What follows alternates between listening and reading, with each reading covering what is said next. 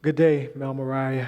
The month of November has traditionally been our stewardship month, and it is no different during this month of November, even though we are in the COVID season. I want to do something a little different this year. However, as you know, I've started preaching through the book of Lamentations, and because we are in this season of pandemic, I want to continue to do that, at least for the month of November.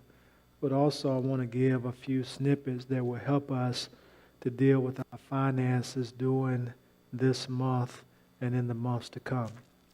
We all know the story from Luke 15, the story of the prodigal son, where the prodigal son went and asked his father to give him all of his inheritance, and the father does give his son all of his inheritance, and the father goes away, and the son rather goes away, and he squanders all of the money that his father has given him. This son, because of his inheritance, which was probably a piece of property, once he began to grow crops on the land, or once he placed livestock on the land, that land would have given him enough resources in which he could have lived high on the hog for the rest of his life. But he chose to want everything right there and right then, and his father gave it to him, and he squandered it. Well, that sounds so familiar to so many of us as Americans on today. We as Americans, we want to keep up with the Joneses. We want everything right now and right here. And there are numerous ways that we waste money. But let me just give you two very quickly. One way that we waste money is by impulse giving.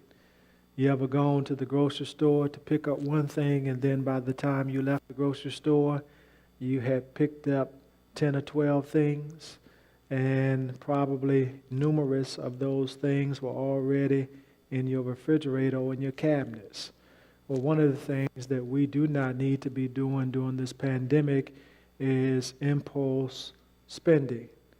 I'm sure that we who are computer savvy, we're staying on the internet all the time, and we see all of these ads from different department stores, and we begin to think about what we want and what we would like to have. But the question really becomes whether or not we really need it. We don't want to spend totally on impulse. And sometimes when we're depressed or lonely or bored, that's what we do. We spend, spend, spend. There's a pair of shoes that I personally have been thinking about purchasing on the internet. And it's a pair of shoes that probably will last me for the rest of my life. But I said to myself, I'm not going to buy those shoes because I basically have nowhere to wear the shoes. And so I've decided, at least until the pandemic is over, then I'm going to not purchase the shoes. And probably by then, maybe I will be able to get some type of discount or something to that effect. Another way we waste money is by eating out. And some of you all may be saying, well, some restaurants are open, not all restaurants are open. I'm not going to restaurants, but I guarantee you that the majority of us who are not going to restaurants are ordering through places like Grubhub. And so if we look at it, we can spend a lot of money eating out, or during this pandemic, we can spend a lot of money purchasing food that is delivered to us through Grubhub and other places like that. And so we know that the best food that we could ever eat is food that is cooked right there in our own kitchen. So I do encourage you during this COVID season, and even after the COVID season, not to be impulse buyers and not to be spending a lot of money eating out or ordering through Grubhub. During the month of November, we always have a stewardship project. Last year, we needed to purchase some heating and air units throughout our church, the children's area being one, and through your sacrificial gifts, we were able to do that. Well, during this season, we realized that the way we do church will never be the same again. And therefore, just as this will be streamed to you in some form or another, streaming is a service that we will be providing to our discipleship, to our community, to our nation, and to our world long after you come back in the sanctuary. Two things that we need to do in our sanctuary. Number one, there is a device in the back that Brother Parker desperately needs to help him to do his job better.